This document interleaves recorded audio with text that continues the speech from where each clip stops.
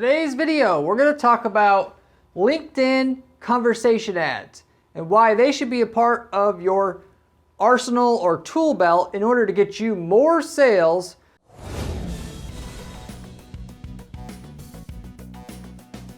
from whatever you're selling there. Particularly if you're selling something that has a higher price tag, these work beautifully. That is, if you know what you're actually doing and you use one of the 3 basic strategies that I've personally seen work for your business. A lot of you guys aren't doing these right at all. That's why you say they don't work or they're not really worth your time. It's all about how you do it, which, by the way, I could say about all types of other PPC strategies out there, but this would, in specific or in particular. LinkedIn conversation ads are not being used right. They should be used actually a lot more like email and a lot less like an ad in order to actually work well and pull an ROI after all your expenses of delivering that product or service after paying for your ad spend. They are just too expensive otherwise to run because they've gotten a lot more competitive and the price for landing in your prospect's inbox is a lot higher than it used to be.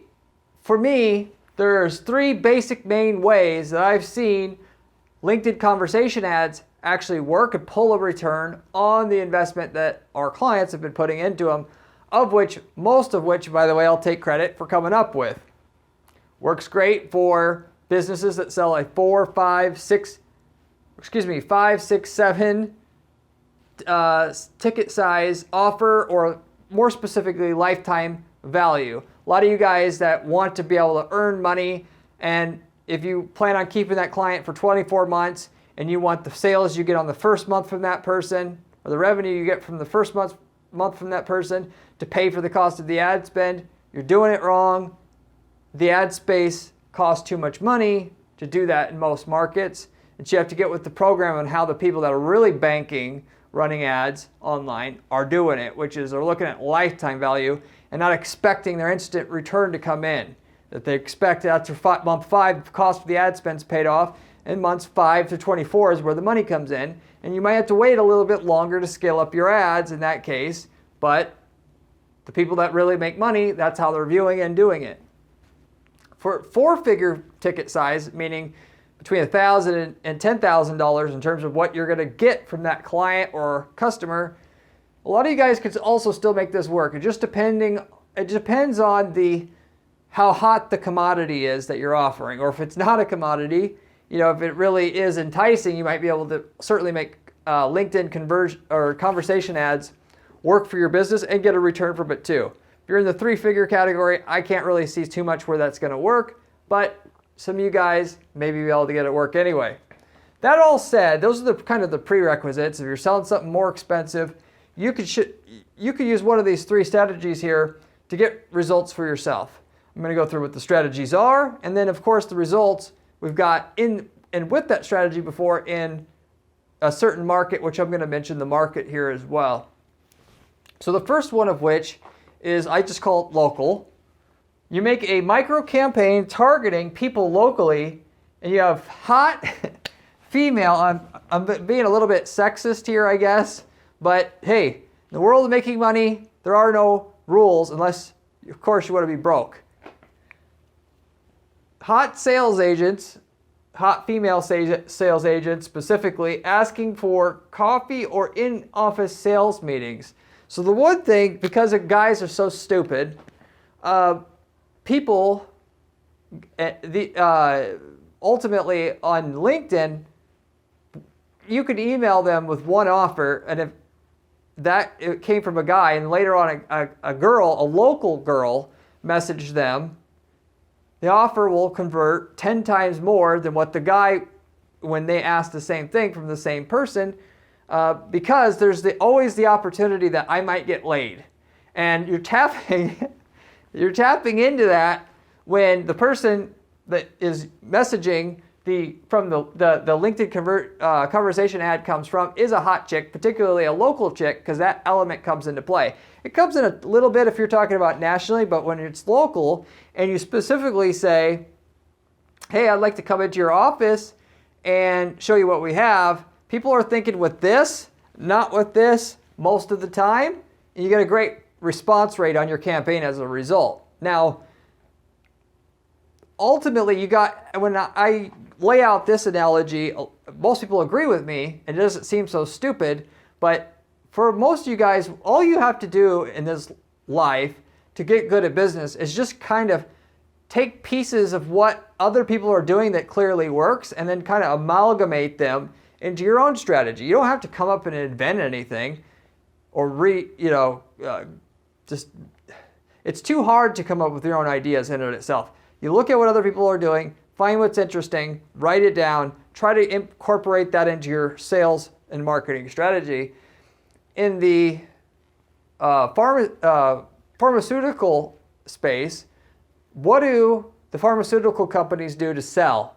They hire hot women to go in and drop by the doctor's offices to give away free samples to the doctors, and the doctors are getting hit all the time, but for some reason all the pharmaceutical companies are using hot women to do this. Why? Because once one person figured it out and they were getting all the action, the other people had to start doing it just to compete, and now everybody does it. In terms of influencing somebody to make a decision, it's just a psychological hack in order to get somebody to listen to a pitch, which at surface level you would think, well, all they want is to be able to see if they can get laid. If you're going to have somebody try to meet up for a coffee meeting, at the end of the day, that's not how it works at all. A lot of conferences, they have hot women at the booths for the same reason. It gets a rate of, the rate in which you can have a conversation with somebody skyrockets when you're talking about a hot female and you're talking about a male on the other receiving end. Of course, if this is women, this wouldn't apply so much. So this isn't obviously going to work for everybody, which is why I have 3 strategies for you here. But naturally, it gets them to open their ears and open up to the idea, because they want to be open to the idea, obviously, to be able to see where this might go. And even though if they're not thinking in their mind like, hey, I want to try to get laid, subconsciously that's what's going on. Anytime you see an attractive person from the other opposite sex, that's always what's going on. I don't care what anybody says. Ultimately, anyway, as it comes to LinkedIn conversation ads, you are able to send those conversation ads on behalf of any profile under your company. So you create a profile, a local person, local girl that's clearly local by the profile, and you send the message to them saying you would like to come to their office or meet up with them at somewhere so that you can, pitch what you have to pitch.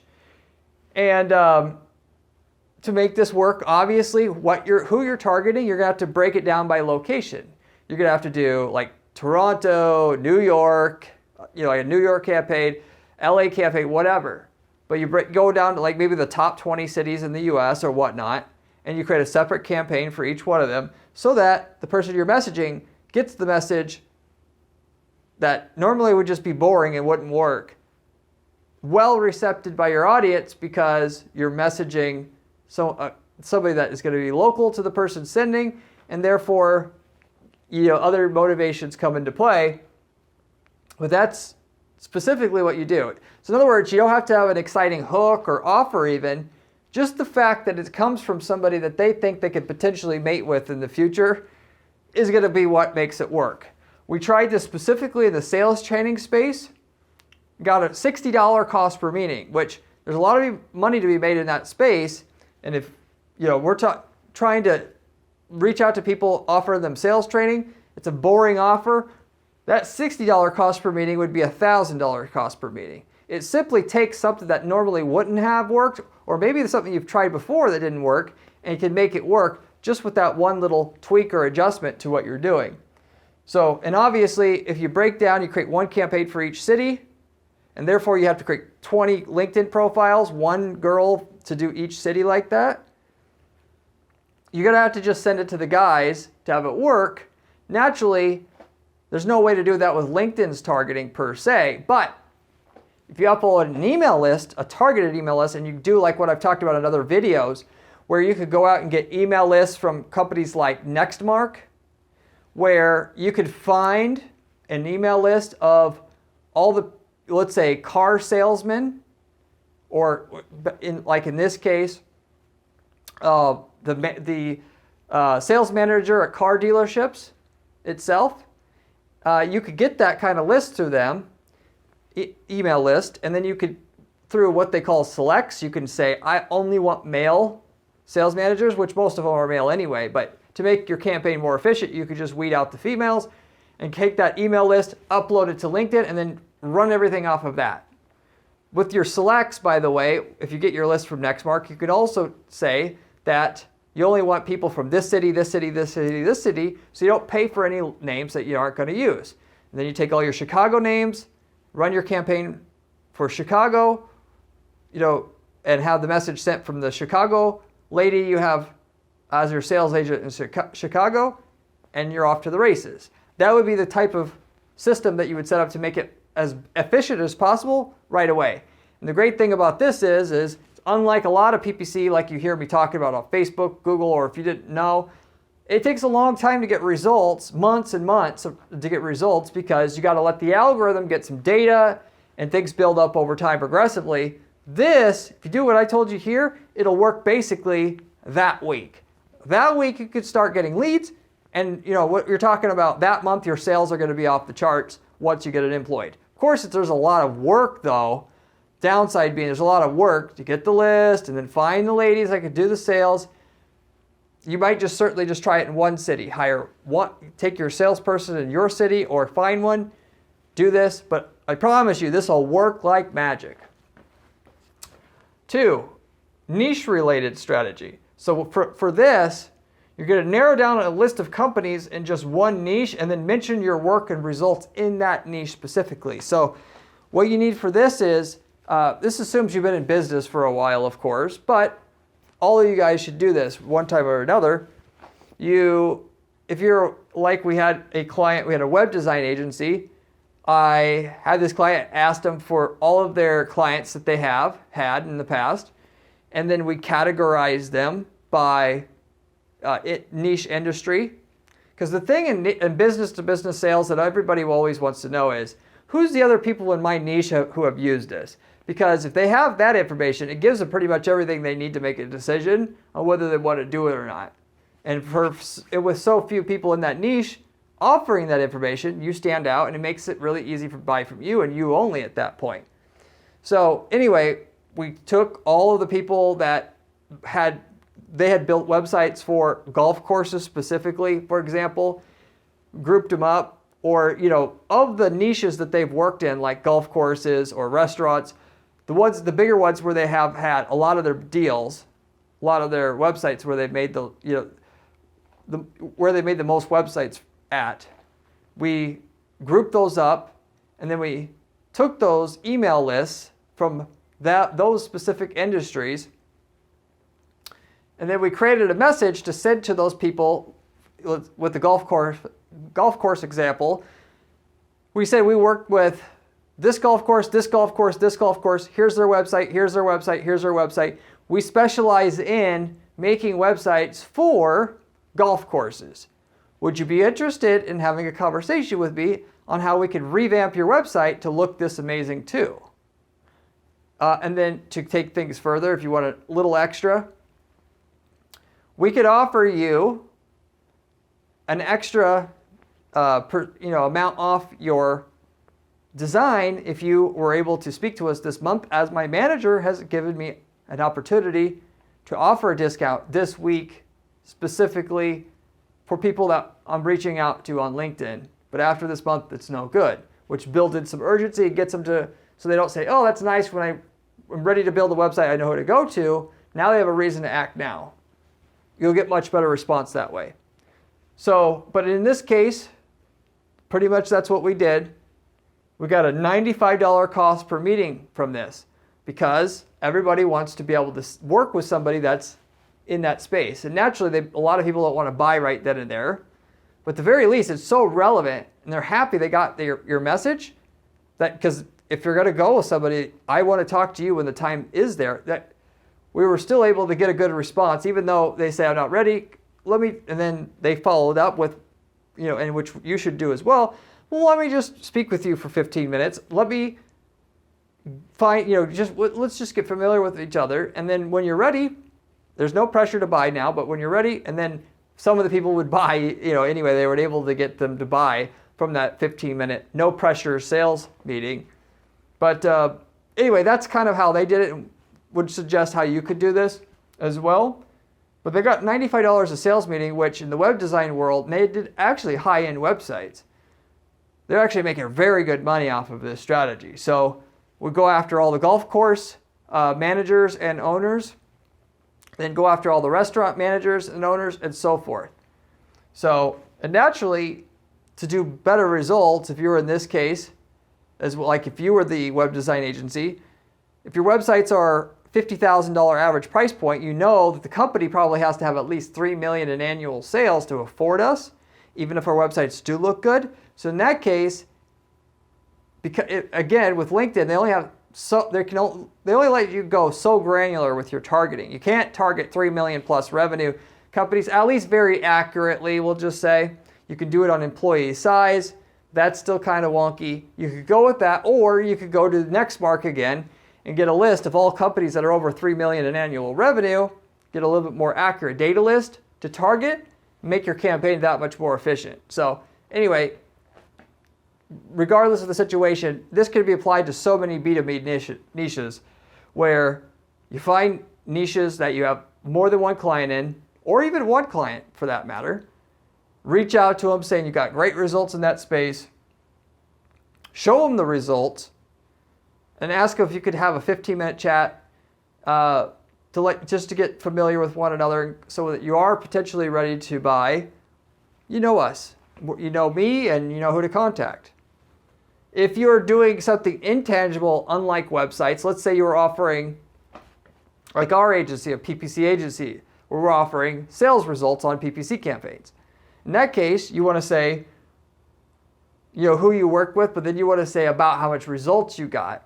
I know that's hard to say for some of you guys, but people, that's what they want to hear. They don't want to see that, oh, I work for, Coca-Cola and Nike and blah, blah, blah.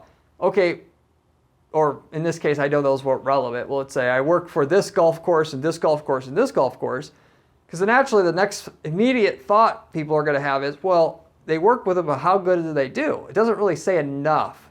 At least enough to get your response rates up high enough so that your cost per meeting that you're deriving from all this is in line with what you could spend on marketing to generate a sale through this mechanism. So add in who you've worked with that's in the niche and how good they've done. If you can't say how specifically good they've done, you could say, and this company did amazingly well, or these 3 companies did amazingly well, and I could tell you how good they did if you have a meeting with me, which builds in some intrigue as well, which also can help conversion rates. So some basic tips to be able to get this to work a little better for you.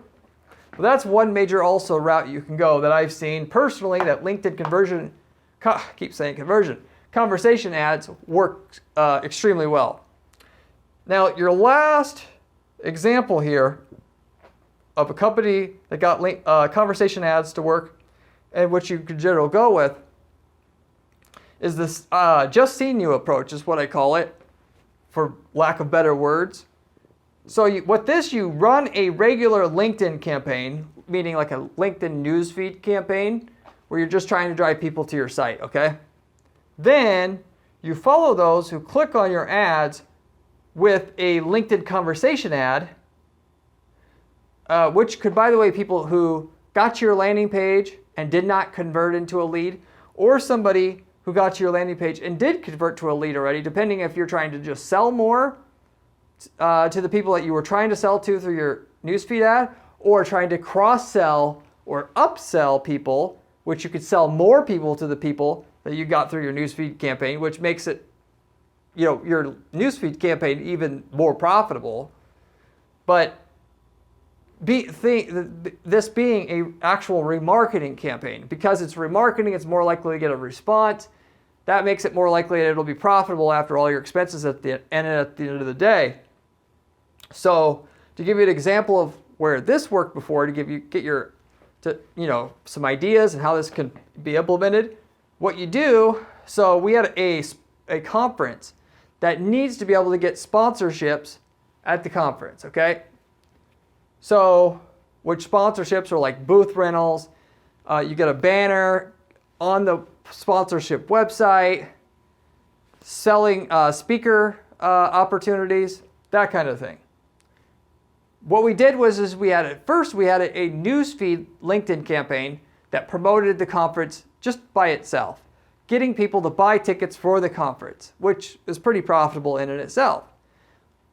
To boost profitability and just make some extra money and also fill the gaps on the sponsorships so that they're always fully sold out, we had a LinkedIn conversation ad campaign that followed up anybody who specifically, we actually did two things, who specifically got to the landing page and did not convert to get more people to actually sign up. But also, for the people who did convert and got a ticket and is coming, we also had a conversation ad campaign that tried to get people to get and buy into a sponsorship. Because obviously the best people to contact to get a sponsorship would be the people that are already going already. Why would you want to go outside that? So with that said, we had a message that would then come in and say, hey, great, I'm glad you're coming to the conference. I just want to congratulate you for coming. I really would like to talk to you and explain how I know you're coming to the conference to try to make more money in your business, how you can make even more money going over what other companies like you have done at our last conferences that made them more money through the sponsorships that we have. Again, developing intrigue so that people want to talk to you, the salesperson, so they're going to get, so they know, you always want to give them some information that they know that if they, by talking to you, even if they don't buy, they're going to walk away with more information and value than they had when they started. That's what your pitches should always kind of contain if you can. So with that, they get them on the phone, through or web chat or web video or like a Zoom meeting, and explain the sponsorships and try to sell to them, of course. In this particular case, we had the conference sponsorship meetings that they've developed through the people that already signed up for the conference at $170 each. So basically, they just went through the whole gamut. Every company that looked like they were a good candidate to get the sponsorship, they pitched on that. And they got a bunch more sponsorships as a result of that. By having a secondary campaign to get and develop more, actual direct sales in addition to the tickets that they're selling, using the LinkedIn conversation ads to their advantage there. And of course, they also had, and like I said before, a LinkedIn conversation ads campaign to try to get the people who hit the landing page but didn't buy the tickets to buy, which also was very successful as well. So, like I said, it technically depends on whether you want to get more people that abandoned your sales process to buy, or you want the people who bought to buy even more, because the LinkedIn conversation ads work great for both. So run a LinkedIn campaign, then have the LinkedIn conversation ad show up after, and either try to get them to buy or get them to buy more. Either works really good. Because they've actually had some experience with your brand and company already, the cost per lead or cost per sale that you're going to basically pay is going to be much, much, much higher. We're talking 5-10 times higher than having to talk to them cold. And this is a big part of where people go wrong. They're trying to get new people they've never heard or spoke to before to buy, and it's a bridge too far. Whereas if they've already clicked on your ad before, they're 10 times more likely to respond. That's the time where your ads can be productive and profitable for you at the end of the day. Unless you've got something very, very compelling to share with the user, which is, here's what your competitors are doing. I can show you what they're doing and how much it's making them, so to say. Or, potential for, getting laid, like I was talking about before, even though that's, a dirty way of saying it, that's ultimately what's going on. As though it comes to this first method where you have a pretty female sales agent reaching out to people through LinkedIn conversation ads for her, if you apply that to this other third method that I gave you, so in other words, you had a conference, you try to drive people to a landing page to buy tickets, Later on, they get a LinkedIn conversation ad that is from a pretty local girl, much, much more likely to have them respond even then some. Not only do they know you, but there's also the potential of potentially getting laid as well. So instead of, which we didn't do here, but in this case we were paying $170 per meeting to try to sell these people sponsorships. We could have get that down to $50 just by having that extra element in there, or $30. So it just depends on market to market how well that's going to work, but you can combine these methods and do really well here. Same thing with the second method I gave you. If you combine this with that could potentially work, even though for the most part on this one you don't need I don't think you need the female element in there. You just need to push them and to let them know that basically the competitors are doing X, it's getting good results. I can tell you why it's getting good results. That is compelling enough all on its own in order to get them to respond. Even when we had no internal data to share with them, for the web design company, it already worked pretty well. If we had hidden knowledge that we could share, like in the golf course example, of these other golf courses, they got our websites and now their conversion rates increased, and I could tell you how much they increased. If you have a meeting with us, you could generate even more leads for less money. We didn't do that. When you actually have that data to share with them, the results are almost extremely good, with or without having a pretty girl reaching out to them in the first place. So that all said, I'll wrap it up with that. Hopefully that made sense to you. If you liked the video, I would appreciate it very, very much so if you give the video a like and consider subscribing to this channel, as this channel is filled with this type of content where I go over campaigns I've ran over the last 15 years of being in business, working with hundreds and hundreds of different clients, and tens of millions of advertising spent to develop the methods that we kind of tested and know work. We share it with you on this channel. I manage good 40, 50 clients campaigns at any given time myself. I'm the lead strategist at our agency, and that's how I'm able to give you such good information on this channel. Good information to the point of you're not going to find better information on YouTube on how to actually make money with ads on Google, Facebook, LinkedIn, and so forth. So therefore, you should just subscribe already if you haven't. That said, if you like this channel, you're going to love my blog at guaranteedppc.com/blog, where I have similar methods shown to you there, more so in detail there. If you have any questions about anything I shared today, leave me a comment below. I get back to every single person who leaves me a comment on this channel, usually within a couple days' time. You can ask me, by the way, any question you'd like about PPC, and I should be able to help steer you in the right direction. I'll try my best anyway.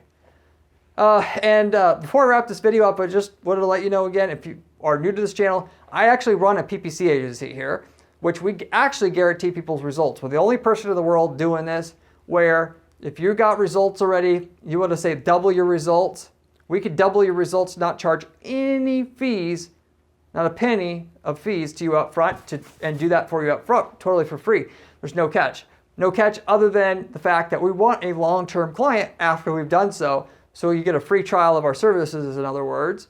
And so if you reach out to us, we'll analyze your business, we'll figure out if we can do that or what results we can get for you, particularly up front for free, and then long-term after that, we can do some projections for you. Be happy to do that and let you know if we can work with you or not. But there's only one way to find out what we can do for you, and that's to reach out to us and have myself, you get in a conversation with me, tell me about your business, and we'll see what we can do. So if you're interested in that, I'll be able to work directly with you, and you just have to reach out to my firm, guaranteedppc.com. If you like, so I guess I should say, with all that said, I'll wrap it up with that. Hopefully you enjoyed this video, and I hope to see you on my next video where we have another great strategy for you there. Peace out.